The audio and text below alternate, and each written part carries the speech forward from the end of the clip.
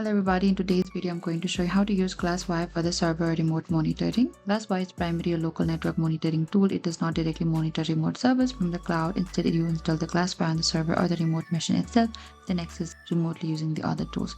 And it is a real-time network monitor and firewall controller that visualizes all the network activity on a device.